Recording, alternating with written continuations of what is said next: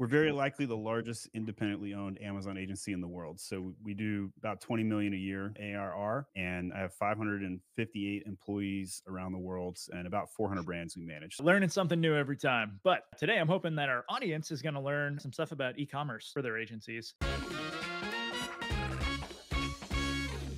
I always like to talk about how every overnight success takes a few years, and this is literal proof in the data right there. This will walk through how I built everything in my agency. You can see a chart here from back in 2018. I started at April 2nd. I got laid off from a marketing job, and I was making 200K at age 30, and I'm thinking to myself, like, what am I going to do? Like, did I peak? Who's going to hire a 30-year-old at $200,000? Kind of had an aha moment, and I said, I'll hire myself. And I started an agency, and that's like the genesis of mine. And I think everybody who starts an agency has a unique story to tell. And I think there's no wrong way to start an agency, but there are more optimal ways. And the reason I share that is because even though I replaced my income in under 90 days, I really struggled to try and embrace going all in on the agency. I'm like really struggling. I was still interviewing for jobs, even though I was making 45K MRR a month, 90 days in. So I started hiring people immediately, like week 2. I was doing some Excel file work for a client, and doing work for brands on Amazon is extraordinarily dirty. It's very complicated. It's very chaotic. And I was doing so much dirty work that I tapped out in the first 2 weeks. I'm like, I got to hire somebody. I call up people at my church, and I'm like, who do you have? Who can you send? Anybody, please help. And, I had a first hire. Her name was Marley. She ended up becoming a nurse. She didn't really care about my agency or Amazon, but she gave me a solid year foundational hire. It was really great. My first couple of employees all came out of church, and I threw them into my house. Right. So today I've got this nice fish tank aquarium behind me. I've built the dream house. I drive the nice car, and I have the success story. But back then it was like, throw everybody in the basement. At one point, early 2019, pre-pandemic, the fire marshal showed up and knocked on my door, and he's like, hey, dude, you can't park 10 cars in the cul-de-sac. And I said, you know what? You're right. And he's like, you got 48 hours to vacate the premises. And so I went remote. And then after that, I discovered how to hire virtual assistants, and I started going global. And you can see the numbers here. They blew up really fast. Now, in the past year, I've become static at this 20 million mark. And I'm, if there's any of the 20 million agencies listening to this right now, I absolutely want to hear from you and learn from you. And you can send me an email, Steven@myamazonguy.com, because I'm like banging my head against, like, what am I supposed to do here? Am I supposed to go acquire another agency? Am I supposed to do a bunch of those other things? But in terms of who I want to speak to today and how I can help, I suspect most people here today are somewhere where I was between year 2018 and year 2020. And if that's you, if you're somewhere between that 500K and 2.5 mil mark, hopefully some of the things I talk about today are going to be beneficial to you. So I'm going to go over to Amazon.com. I'm just going to type in, one of the things I recently purchased was an abs roller. So I'm just going to type in abs roller. Okay, so I'm pushing a fitness culture right now in my Slack channels. I've successfully got 100 people a week to show up to an optional 15-minute exercise every day at your desk, work out with us sort of element. And it's been really successful. I've been really proud of the team. And so one of my leaders, one of my execs, he started posting videos of him doing an abs roller. And I was like, wow, that's fascinating. I want to go buy one. So I go on Amazon. This was 2 days ago. And I type in abs roller. So this is what a consumer would generally experience. But as we scroll down, what we see here are a bunch of ads, right? And Amazon has generated so many ads. There's barely any room for organic listings at this point. This listing here is the one I purchased. And if we poll the audience and ask people, like, which image do you like better and why, we're generally going to come to consensus that this is the best one. This is the one that generated my click. This is the one that generated my purchase. And we could scroll down through all of the search results, and probably consensus would err that was the best looking main image. Now, we'll discount the video. We'll just talk main images. And so when I talk about traffic being so much more important than conversion, this is a principle that can be applied to Amazon, and it can be applied to your agency and how you generate sales for your business or for your clients. And essentially, a website has a 1% conversion rate today, maybe two tops. But on Amazon, the average conversion rate is 10%. And if that's the case, then that means we need to index higher on traffic generating strategies. What does that include? That includes SEO, PPC, and CTR. With this example, this was an ad that I clicked on and it was winning the click because of a high click through rate. Now, it's a higher priced product, right? At $88, that's a higher end product. But what they did with this image, and I'll blow it up here, is phenomenal. And if anybody takes these principles for any ecom brand, any ecom business, it's going to help them generate more sales, right? So retail packaging is a totally different ballgame, but online you have 3 seconds to help the customer understand what the product is. Can we understand that in 3 seconds looking at this image? Yes, we can. Why? Because they tell us ab roller, giant text, easy to read, and they show us. They show a man and a woman, and we see a six pack, they're ripped. We see a giant pic of the product. We see the product in use. There's a banana for scale. We see humans. We see the customer avatar. It is the full shebang. And if anybody would, wanted to throw a different Amazon listing at me, I could break down how I would improve its click-through rate within 5 minutes, like very quickly. We don't have to read all of these infographics. We don't have to go click through all of these things. I didn't as a customer. I saw this and I'm like, that's exactly what I want. And I made the purchase in under 2 minutes. As a CEO trying to push a fitness culture at my company right now, I want to be doing the same workout routines that my team are doing. I want to be showing videos and content to my own internal team. This is all within our Slack channel. And I've successfully built this culture where people are working on their health. Why would I do that? Because as a remote business, we're all sitting at desks. We're all getting fat. Everybody's gaining weight. And I was like, how could I work on my employee morale? How could I improve these things? And I chose to do this. But the thing about culture, and this is a true principle regardless of how big you are, culture is always top down. If the leaders don't do something, nobody underneath them is going to do it. It'd be like cracking a whip and watching. Yeah, sure, you can crack the whip and there's some nay in there. If you don't get in the trenches, Jocko style, extreme ownership and lead, not just push, you're not going to get the culture you want at your agency. But I had to get my leadership team to do something first.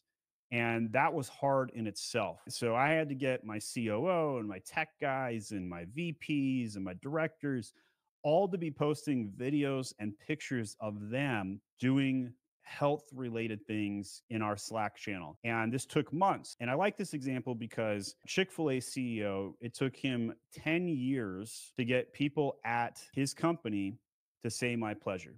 10 years. And he'd go into these organizations, tell them why they need to do this. They'd practice it and he'd leave and he'd come back and they'd stop doing it, right? Over and over and over again. And so this is the challenge that people face when they're trying to instigate change. And so I had to get my leaders to do it first. They did it.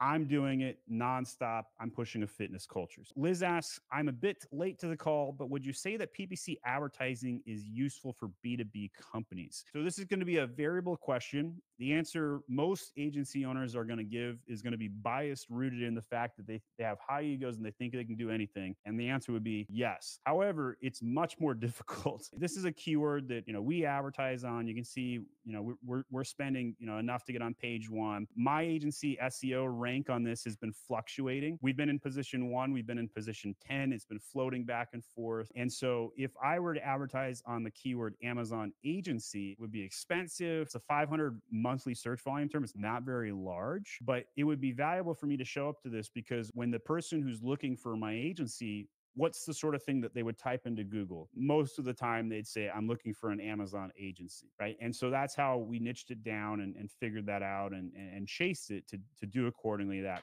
The difference is though, is if we were to type in abs roller for a B2C product, we get results to go purchase the product. The conversion element could be as simple as click-based attribution. I clicked this, I made a purchase. If I pay $4 a click and I convert it 7%, here is my acquisition cost. Super easy and it's straightforward. You could replicate that to Facebook. You could replicate that to, any kind of shopping engine, Facebook, whatever. And so with B2B though, that's not how it works, right? Like, do I track it based on them showing up my landing page? How many touch points do I have? Do I have a retargeting pixel? How do I find out how somebody is buying from my agency, right? So if we look at my case study, and this is over at myguy.agency/case, there's 4 ways to get a new client as a business or customer. And this is straight out of Alex Ramosey's playbook, but I added on to the bottom like how I followed this quad. And so when you're first starting out, it makes sense to stay in the red. It's cheaper to acquire clients or customers in the red. This is true for both B2C and B2B primarily by doing warm outreach. You don't have to pay any dollars. You don't have to hire anybody. You can do warm outreach.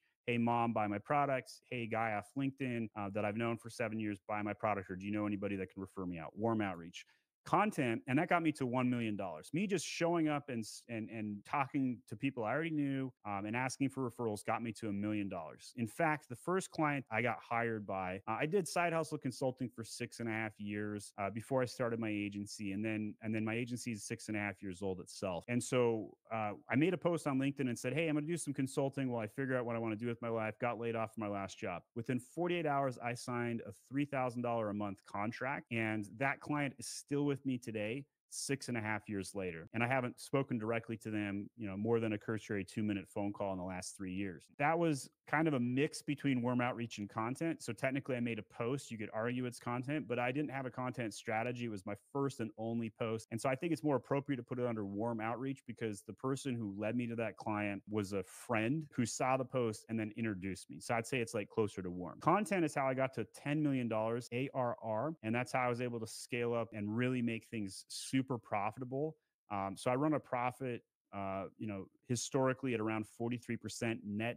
That's after I pay myself. That's after I pay all the bills. And it's a very high profit margin. That's not statistically what most other agencies in the Amazon space are generating. So I'm not saying like go start an Amazon agency today. However, what happened was I started putting out so much content, people asked me for my SOPs. So I built out 1,000 SOPs and I started selling them. And then what I noticed is that 50% of the people buying my SOPs were other agencies. And so I started selling to other agencies because I was like, well, this is cool. It's another customer set, make an extra $1 million a year by selling to agencies. And Allah was born my agency guy. As a business, that could be a distraction. Then I got multiple irons in the fire. It's not as profitable. It takes more work. Then it confuses customers when they start looking me up. All those things are true, but it was an extra $1 million expansion in my pocket and it made sense to me. And so I took content and I've really leveraged that. I'd make a lot of content. I post several times a day on LinkedIn. Some people talk about posting 2 or 3 times a week. I post 3 times a day. It's led me to get like 55,000 followers, but they're niche followers that follow and purchase,